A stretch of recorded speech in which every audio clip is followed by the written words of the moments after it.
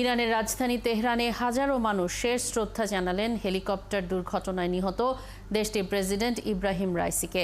স্থানীয় সময় সকালে দেশটির সর্বোচ্চ নেতা আয়াতুল্লাহ আলী খামেনি জানাজা পরিচালনা করেন। রাইসি ছাড়াও পররাষ্ট্রমন্ত্রী হুসেইন আমির আবদুল্লাহিয়ান সহ আরও 7 কর্মকর্তার জানাজা অনুষ্ঠিত হয়। ইরানের রাষ্ট্রীয় সংবাদ মাধ্যমে বলা হয়েছে, রাইসির শেষ যাত্রায় বিদেশি বিশিষ্টজনরাও অংশ নেন। জানাজা শেষ হয় শোক মিছিল। তেহরান বিশ্ববিদ্যালয় থেকে শুরু হয় এই শেষ যাত্রা এবং শহরের কেন্দ্রস্থল এনগেলাব স্কোয়ারে শেষ হওয়ার কথা। এর আগে মঙ্গলবার ইরানের পূর্ব আজারবাইজান প্রদেশের রাজধানী তাবরিজে নিহত প্রেসিডেন্ট ইব্রাহিম রাইসির জানাজা অনুষ্ঠিত হয়। ইরানের দ্বিতীয় বৃহত্তম শহর মাশহাদে রাইসির জন্ম ও বেড়ে ওঠা। বৃহস্পতিবার সেখানেই তার দাফন কাজ সম্পন্ন হবে।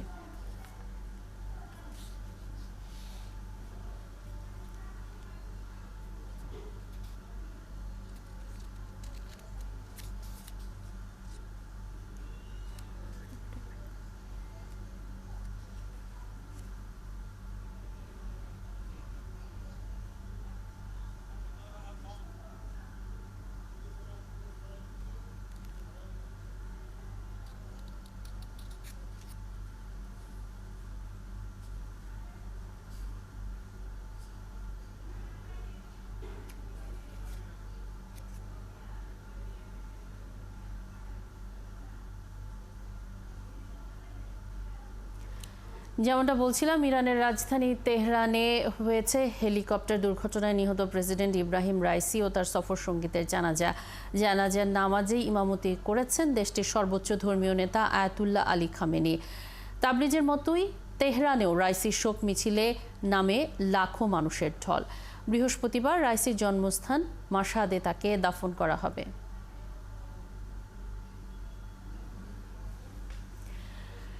ইরানে হেলিকপ্টার দুর্ঘটনায় নিহত প্রেসিডেন্ট ইব্রাহিম রাইসির শেষকৃত্যে যোগ দিতে পারেন রাশিয়ার প্রেসিডেন্ট ভ্লাদিমির পুতিন। রুশ প্রেসিডেন্টের প্রেস সেক্রেটারি দিমিত্রি পেসকভ এক বিবৃতিতে কথা জানিয়েছেন। এর আগে আরেক বিবৃতিতে জানানো হয়, 4টি সুখোই 35 যুদ্ধ বিমান নিয়ে কঠোর নিরাপত্তা ব্যবস্থায় ইরানে যাবেন পুতিন। সেখানে তিনি রাইসির শেষকৃত্যে অংশ নেবেন। এর আগে গত সোমবার ইরানের প্রেসিডেন্টের মৃত্যুতে শোক প্রকাশ করেন পুতিন। শোক বার্তায় রাশিয়ার প্রেসিডেন্ট বলেন, সৈয়দ ইব্রাহিম রাইসি ছিলেন একজন অসামান্য রাজনীতিবিদ, যার পুরো জীবন মাতৃভূমির সেবায় নিবেদিত ছিল।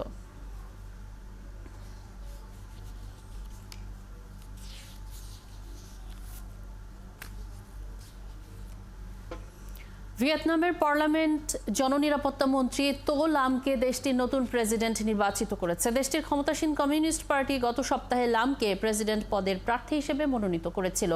এরপর গোপন ব্যালটে লামের মনোনয়নকে অনুমোদন করে একটি প্রস্তাব পাশ হয়। তখন থেকে রাষ্ট্রপ্রধানের পদে লামই ছিলেন একমাত্র প্রার্থী। বুধবার একদলীয় রাষ্ট্রটির স্বাভাবিক প্রক্রিয়া অনুযায়ী আইন প্রণেতারা সর্বসম্মতভাবে লামকে প্রেসিডেন্ট হিসেবে নির্বাচিত করার প্রস্তাবের পক্ষে ভোট দেন। প্রেসিডেন্ট নির্বাচিত হওয়ার পর পার্লামেন্টে লাম বলেছেন, তিনি দৃঢ় ও অবিচলভাবে দুর্নীতির বিরুদ্ধে লড়াই চালিয়ে যাবেন।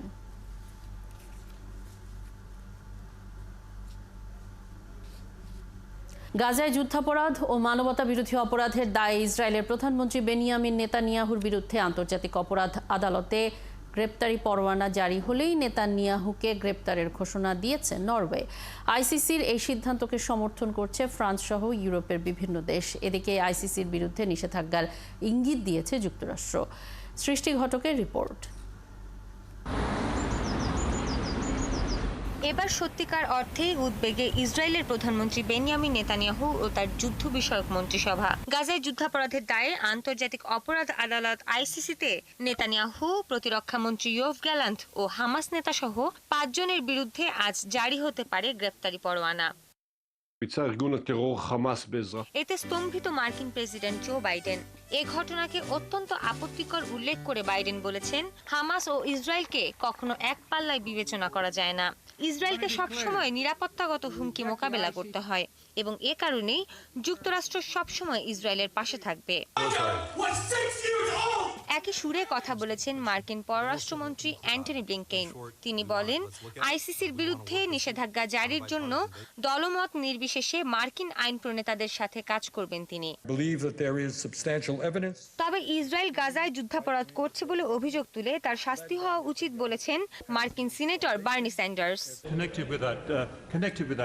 আইসিসির পরোয়ানা জারির সিদ্ধান্তকে ভুল বলেছেন যুক্তরাজ্যের পররাষ্ট্রমন্ত্রী ডেভিড ক্যামেরুনও। গাজা উপত্যকা ও মধ্যপ্রাচ্যে শান্তি স্থাপনে এই উদ্যোগ তো কোনো কাজে আসবেই না, বরং এটি সংকটকে আরো জটিল করে তুলতে পারে। এদিকে নরওয়ে পররাষ্ট্রমন্ত্রী এসপেন বার্থ এইডে বলেছেন, হেগ ট্রাইব্যুনালের পক্ষ থেকে নেতানিয়াহু ও গ্যালান্তের বিরুদ্ধে গ্রেপ্তারি পরোয়ানা জারি করা হলে এবং তারা নরওয়ে ভ্রমণ করলে তাদের গ্রেপ্তার করতে বাধ্য থাকবে তার দেশ। নেতানিয়াহু ও গ্যালান্তের গ্রেপ্তারি পরোয়ানার আবেদনে সমর্থন জানিয়েছে ইউরোপের আরেক দেশ ফ্রান্স। সৃষ্টি ঘটক, ৭১।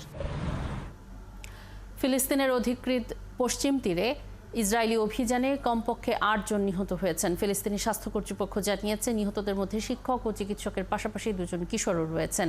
এছাড়া বড় পরিসরে এই অভিযানে কয়েক ডজন যানবাহনও যুক্ত ছিল। অন্যদিকে ইসরায়েলি সামরিক বাহিনী বলছে, জেনিন শহরের সশস্ত্র যোদ্ধাদের লক্ষ্য করে অভিযানটি চালানো হয়েছে। অভিযানের সময় বেশ কয়েকজন ফিলিস্তিনি বন্দুকধারীকে গুলি করা হয়েছে বলেও জানিয়েছে ইসরায়েল। নিহত অন্যান্য ব্যক্তি বা আহতদের পরিচয় সম্পর্কে তাৎক্ষণিকভাবে কোনো তথ্য পাওয়া যায়নি।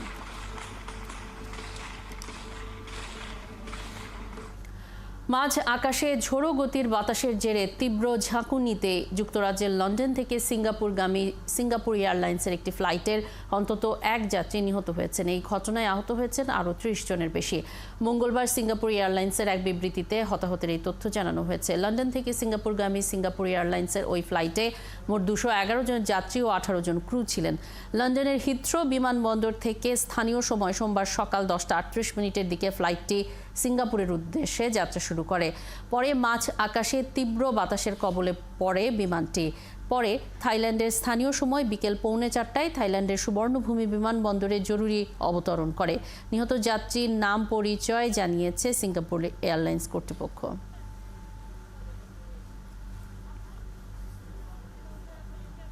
নাইজেরিয়ার উত্তর মধ্যাঞ্চলে বন্দুকধারীদের হামলায় অন্তত 40 জন নিহত হয়েছেন। নিহতদের প্রায় সবাই খনিতে কাজ করতেন। স্থানীয় প্রশাসন জানিয়েছে, বন্দুকধারীরা মোটর বাইকে করে এসে আকস্মিক গ্রামের লোকজনের উপর গুলি চালায় এবং বাড়ি ঘরে আগুন ধরিয়ে দেয়। প্লাতু রাজ্যের ওয়াসে জেলায় সোমবার রাতের দিকে ওই হামলা চালানো হয়। দীর্ঘদিন ধরেই সম্পদ নিয়ে বিরোধ এবং আন্তঃসাম্প্রদায়িক সংঘর্ষের কারণে ওই অঞ্চলে অস্থিরতা চলছে। কর্তৃপক্ষ জানিয়েছে, সশস্ত্র ব্যক্তিরা জুরাক সম্প্রদায়ের উপর হামলা চালিয়েছে। এতে 40 জন নিহত হওয়ার বিষয়টি নিশ্চিত করা হয়েছে।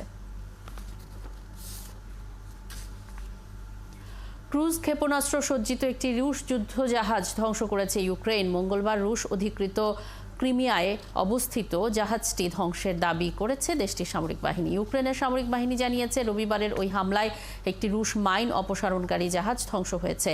সামরিক বাহিনী আরও জানিয়েছে, হামলায় কী ক্ষতি হয়েছে তা নিশ্চিত করতে আরও সময় লাগবে। রুশ প্রতিরক্ষা মন্ত্রণালয় রবিবার বলেছে, ক্রিমিয়ায় 9টি মার্কিন আর্মি ট্যাকটিক্যাল মিসাইল সিস্টেম ক্ষেপণাস্ত্র ধ্বংস করেছে রুশ বাহিনী। এদিকে রুশ স্থাপিত গভর্নর মিখাইল রাজভোজায়েভ বলেছেন, ওই হামলায় কেউ আহত হননি, তবে কিছু আবাসিক ভবনের ক্ষতি হয়েছে।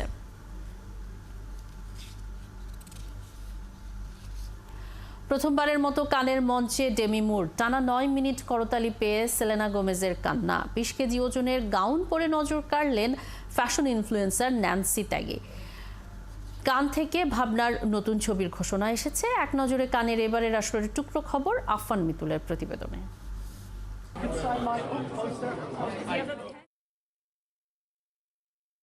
4 দশকের ক্যারিয়ারে এবারই প্রথম কানে গেলেন অভিনেত্রী ডেমি মুর। রবিবার গ্র্যান্ড থিয়েটার লুমিয়ারে প্রদর্শিত হল মূল প্রতিযোগিতার ছবি দ্য সাবস্ট্যান্স। ফরাসি পরিচালক কোরালি ফারজার পরিচালিত এই সিনেমাতে আছেন হলিউডের মেক্সিকান অভিনেত্রী ডেমি মুর। কানের এবারের আসরে সবচেয়ে বেশি দর্শক সমাগম হয়েছে দ্য সাবস্ট্যান্সের প্রিমিয়ারে। শুধু তাই নয়, পেয়েছে সর্বোচ্চ 11 মিনিট করতালি। ৭৭তম কান উৎসবের পঞ্চম দিনে সব ছবিকে ছাপিয়ে মূল প্রতিযোগিতায় থাকা এমিলিয়া প্যারেস পেয়েছে টানা ৯ মিনিটের করতালি। এর সঙ্গে শোনা গেছে শীষ ও উল্লাস। এমন অভূতপূর্ব সাড়া পেয়ে ছবিটির অভিনেত্রী সেলেনা গোমেজের চোখে জমা হয় আনন্দ অশ্রু। Selena Gomez has received a standing ovation. কানের এবারের আসরের রেড কার্পেটে অভিনয় জীবনের প্রথমবারের মতো হাঁটলেন বলিউডের কিংবদন্তি অভিনেতা নাসিরুদ্দিন শাহ। উৎসবের চতুর্থ দিনে নাসিরুদ্দিন শাহর মন্থন সিনেমাটি প্রদর্শিত হয়েছে কান ক্লাসিকে। এদিন নাসিরুদ্দিন শাহ, রত্না পাঠক শাহ এবং প্রতীক বাবর কানের রেড কার্পেটে হাঁটেন। এছাড়া সিনেমাটির স্ক্রিনিংয়েও অংশ নিয়েছিলেন তারা। বিশেষ স্ক্রিনিংয়ের জন্য নাসিরুদ্দিন শাহর পরনে ছিল ক্রিম রঙের শেরওয়ানি। 4 যুগ আগে অভিনয় করেছিলেন নাসিরুদ্দিন শাহ মন্থন সিনেমায়। নিজের হাতে তৈরি করা গোলাপি রঙা গাউন পরে কান চলচ্চিত্র উৎসবে এসে নজর কাড়লেন ভারতীয় ফ্যাশন ইনফ্লুয়েন্সার ন্যান্সি ত্যাগী। পোশাকটি ডিজাইনও করেছেন তিনি নিজেই। গোলাপি রাফলট গাউনটির ওজন প্রায় 20 কেজি এবং 1000 মিটার লম্বা কাপড় দিয়ে তৈরি। পোশাকটি তৈরি করতে তার প্রায় 1 মাস সময় লেগেছে বলে জানা গেছে। কান থেকে নতুন সুখবর দিলেন বাংলাদেশি অভিনেত্রী আসনা হাবিব ভাবনা। মালয়েশিয়ান বংশোদ্ভূত বাংলাদেশি নির্মাতা জাফর ফিরোজের ছবিতে চুক্তিবদ্ধ হয়েছেন এই অভিনেত্রী। ছবির নাম জেনুবিয়া। এর আগে এই নির্মাতা চাইনিজ রিবর্ন নামে একটি চলচ্চিত্রের সহকারী পরিচালক হিসেবে থাকলেও এটি হতে যাচ্ছে নির্মাতার প্রথম পূর্ণদৈর্ঘ্য চলচ্চিত্র। আফফান মিতুল, ৭১।